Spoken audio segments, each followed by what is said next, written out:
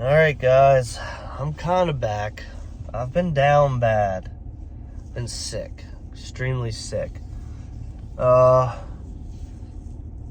try to keep it PG for YouTube, but family members around me had tested positive for the C word, and that we're not allowed to talk about on YouTube apparently. But yeah, so tested positive for that. I've tested negative, but I'm extremely sick.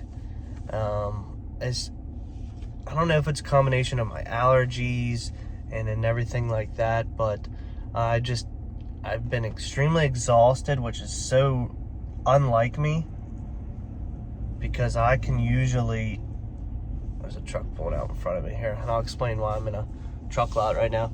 I'm extremely I can run off of 2-3 hours of sleep a day. It catches up to me a little bit, but I've been so run down, and I can't even really drive across town without getting tired, which is really rare for me. So I'm starting to finally feel a little better. I'm really congested still, but my energy's getting up, and avoided it for all those years. And I think, even though I tested negative, I think just some maybe effects of that or maybe I test negative because I had it before. I don't know. I'm not a doctor. I'm not claiming to be a doctor. But trying to get some stuff done. I think maybe the next 2 or 3 days I'll feel up to driving, wherever it may take me. Florida, which is hopefully the trip planned is going to Florida. But with that being said, we're getting some things done. I wanted to make sure I wasn't putting anybody else in jeopardy with, I didn't even get my daughter for a whole week because I just didn't want to get her sick. I can fight it off, but a little soul like that, it's a little harder on them. But anyways, so we're at a truck parking lot right now, and I'm waiting for the gentleman who owns this. This is right up the road from my house. I'm looking to get a couple spots here, hopefully, so I can, I don't have to bring the truck and trailer in and out of the house every day. There's a bunch of car haulers and stuff here, tractor trailers here. I was up here last night and couldn't find anybody around. They got cameras and everything here at this place, but I couldn't find anybody around. And then I finally found a tractor trailer. He just pulled out that had the guy's number who runs this place, and I called him and he said he'd be up here in 15 minutes, so we're gonna wait for him. So I'm gonna get a couple spots maybe here to that I can just park stuff here, so I don't have to running in and out of the house every day. It's only 5 minutes from the house, which is nice. Kind of separate that business and work life, which is nice. But yeah, so see what happens here. See if we can get a couple spots maybe.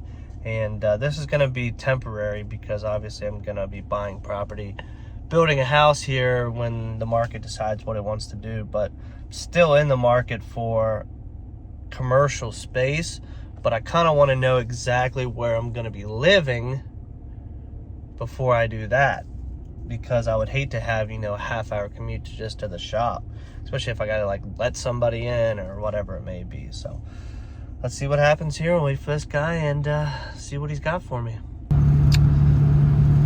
Well, sometimes you don't need a big trailer to make some money. Barely even see that back there. So before, if I had a single truck bed like this, I wouldn't bother unhooking the gooseneck and just running the gooseneck with one bed. It's only a 100-mile run, and like I said, I've heard me, I'm getting over being sick, things like that. But now it's just with fuel price. I mean, fuel was back then, when I first moved down here about a year ago, not officially, but been living down here.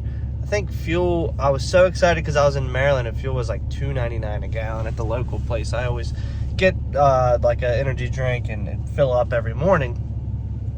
It was $2.99, and I just, instead of unhooking and hooking the big gooseneck up, I would just, just drag it around with a single bed. But now with the way fuel prices are, I can't, I don't want to burn my bridges, is what I want to say. I don't want to have to quote so high to drag a trailer around or kill it on every load that I end up losing a direct customer. That's the last thing you want to do.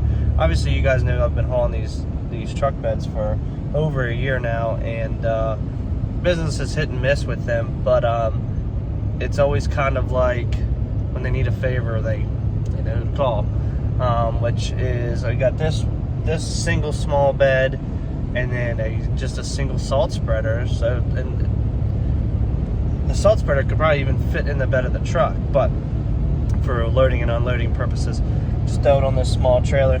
This small trailer I paid $2,000 for probably, oh gosh, 3-4 years ago, and it's got brand new tires on it, brand new lights on it, winch on it. It's a great trailer to have in the arsenal, especially for things like this. You know, we had to do a little, which I'll show you guys with this bed. We had to stack the dunnage high to clear the fenders, but it's not a big deal at all. So that's probably it for today. I'm gonna deliver this first thing tomorrow morning. They open at 7, so I'm gonna try to be there when they open, and then enjoy the rest of my Friday. Well, 8:28 a.m. Guess we're done for the day. We got that single bed unloaded up here in Myersdale, PA. It's right by, actually, right where I take vacation, up here at Deep Creek Lake. It's like 15 miles north of there. Stopped the pilot, got us a drink, and we're done. Easy as that. Taking care of some simple things this week, and just confirmed, was that last night? Just confirmed, yeah, it was last night, that going to Florida again. Let me get out of this parking lot real quick. But yeah, we're going to Florida again. We're gonna be packing up Monday around, well, we're loading Monday around 6:30 a.m. Take us about an hour to load, and then straight to Florida. Got with the single car enclosed trailer. I'll show you guys what we get there. Well, there's the old single cab parked in the lot. Hey. So, just stopped to check or to look at something on my my wedge, because I need to order 2 replacement necks so I can convert to 5th wheel on both of my trailers. I just wanted to make sure that one was the same size. I think they're like 4-inch round, I think is what they are. I wanted to make sure before I went and picked 2 up. Now, that neck has probably never been out of that trailer. So it may be a pain in the butt to get out, but it looks like, I just wasn't sure if that one was like standard, because that trailer is so old. So, well, maybe it might just fall right out. Who knows? But there's a good hit, like surface area to hit, so I can hit it with a sledgehammer, take the bolts out, spray some WD-40 in there, and whatever. But I wanted to make sure, because like I said, I'm converting pretty much everything to 5th wheel, which is because I'm buying this new truck tomorrow. And it has actually a sliding 5th wheel in it, which is like a $2,500 hitch. So that's going to end up being perfect. And that's going to be the main tow vehicle. And what I can do is, if I want to end up, I have 2 options. I can either put a 5th wheel on the single cab, or I can just switch the necks if I want to use a single cab. But kind of the plan with the single cab is going to be to get another trailer for that truck and put somebody in it local.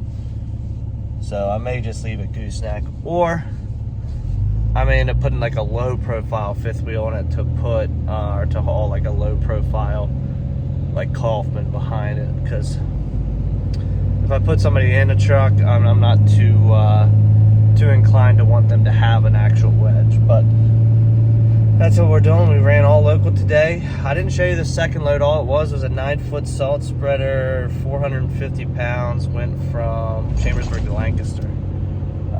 It just needed another small part delivered. I told them a price, and they said okay. So got it done, and now it's only 2 o'clock. Gonna run to the bank here to pick up the cash for the truck I'm buying tomorrow. They got a deposit to hold it. He's a friend of mine, so the next video you'll actually see after this one, I'll give you a full walk around in the new truck. New to me, that is.